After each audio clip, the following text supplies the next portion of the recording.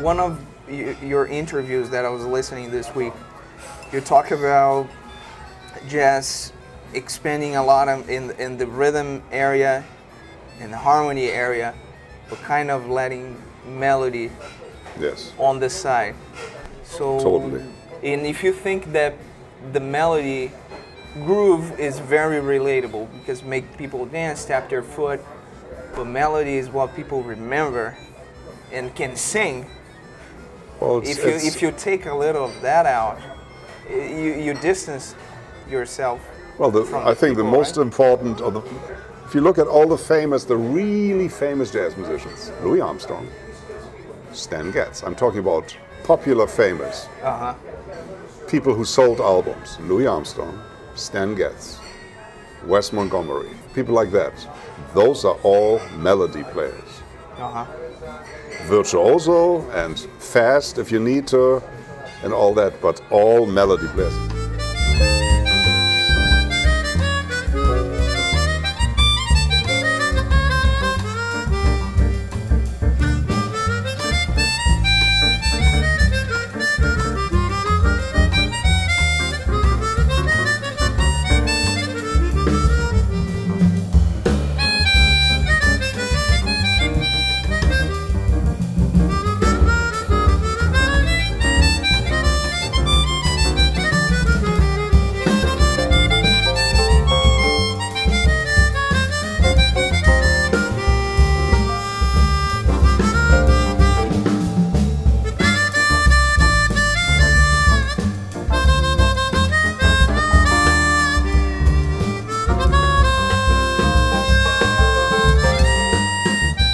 Go to Stan Getz solo, most of that stuff is diatonic.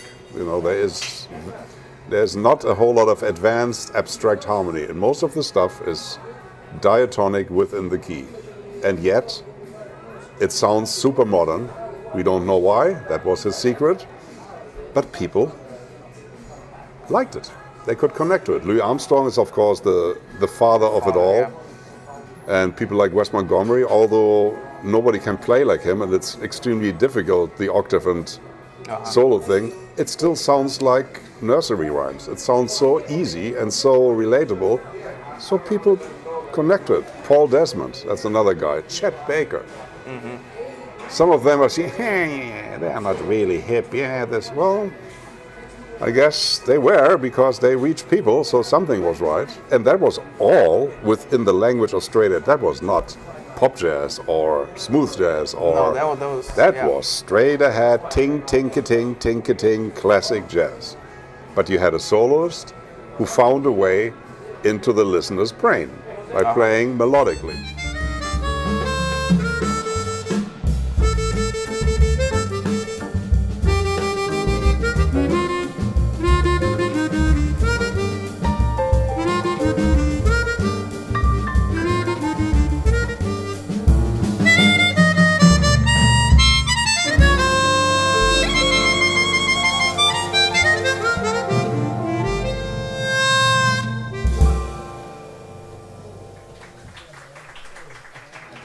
Mission accomplished. I mean, you know, if this would be a lawsuit, then I would be the defense attorney. I would tell them that. Check this out. There you are excusing jazz, or you're excusing melodic jazz of being behind the times. I tell you that you take the most successful names, you will realize that they are melodic players and that they will relate to the audience, or anybody who played in Duke Ellington's orchestra, or anybody who played in Count Basie's orchestra. All these soloists played melodically. Well, maybe not Adi Loxo Davis. Nobody knows what he was doing. I mean, that was a language all his own. Maybe he didn't know what he was doing. Who knows? He almost sounded like he was playing backwards. You know, he was always in the reverse mode. Yeah. But yeah, so maybe that was an advantage of Brazilian music. Yes. In contrast with jazz, because jazz kind of separate from the songs and the jazz standards and became an instrumental music. And in Brazil, that never actually happened. Like, you had all these people playing instrumental music, but the main thing was always songs. Yes. So it had to be melody.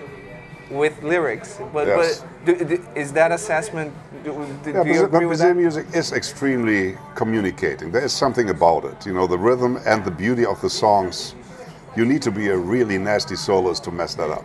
You know, I mean, the basis is already so strong. If you have a great Brazilian rhythm section and songs that have the nice Brazilian harmony, you got to be really stupid to f that up. You know, it's already there. You know, you're already given a present.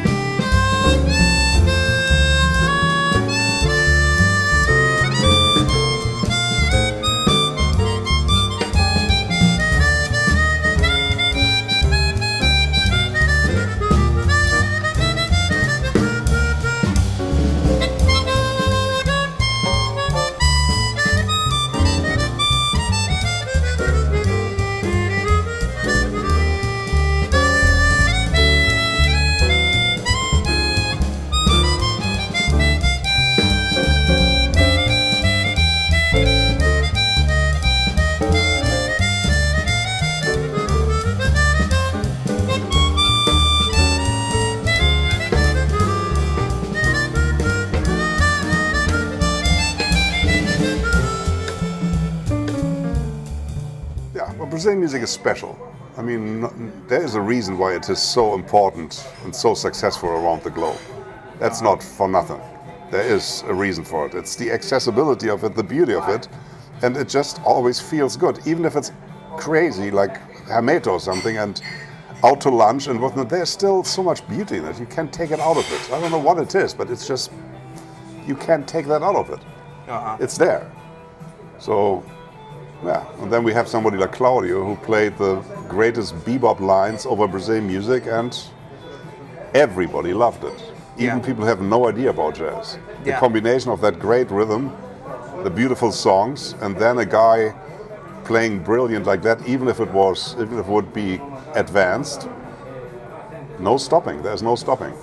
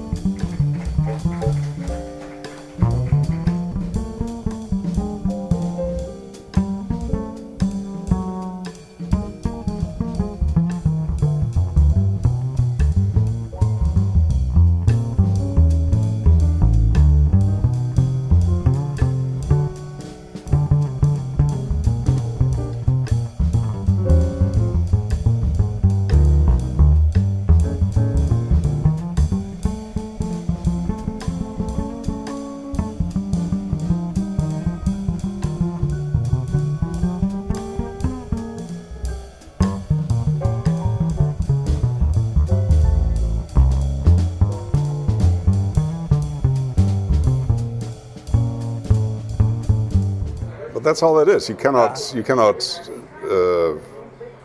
you know, foresee the future, but Claudio's expertise in both worlds, and he was just so much better than anybody else. And there's another thing, consistency, you know. I mean, there are people that play great one day and the next day they play eh. There are a lot of them, and it's all human. Claudio Ditti, man, I've seen him sick in his last years. I've seen him tired on the road. I've seen him in a bad mood because his hotel room didn't have enough sunlight or something, but he always played on the highest level. He just didn't know. It's like Wes Montgomery or Mill Jackson. You just don't find anything of them.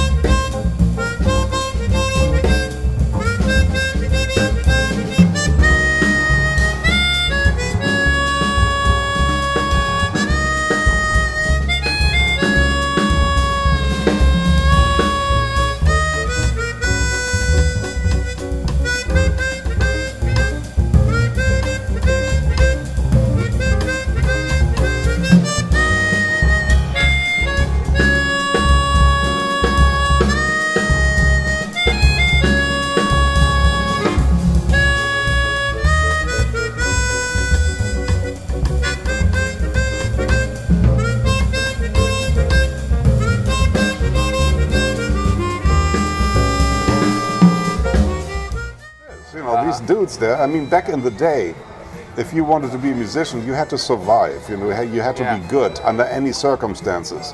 Otherwise, they call somebody else. So what we see is those people who survive that selection process. We don't have that anymore. You can go to college, get a degree, and get money from the state and do your art or something, but you are not selected by a process where only the ones who really play great make it. That process is gone. That doesn't exist anymore. But back in the day, the people that made it, and especially the ones that recorded, are those who sounded great every night. So that's the level that we know. There probably was a lot of crap too, but we don't know about it because it didn't make it until the sunlight.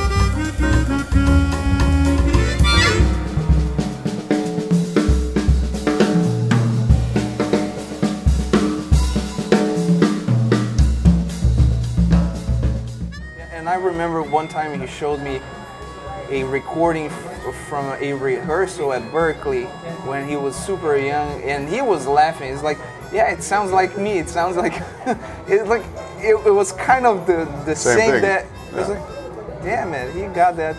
There are some people who just don't know any other way. Like as I said, Mill Jackson, the great guys, Wes Montgomery, Jimmy Cobb. They just don't know how to play another way. It's just they pick up the instrument and that's how it sounds.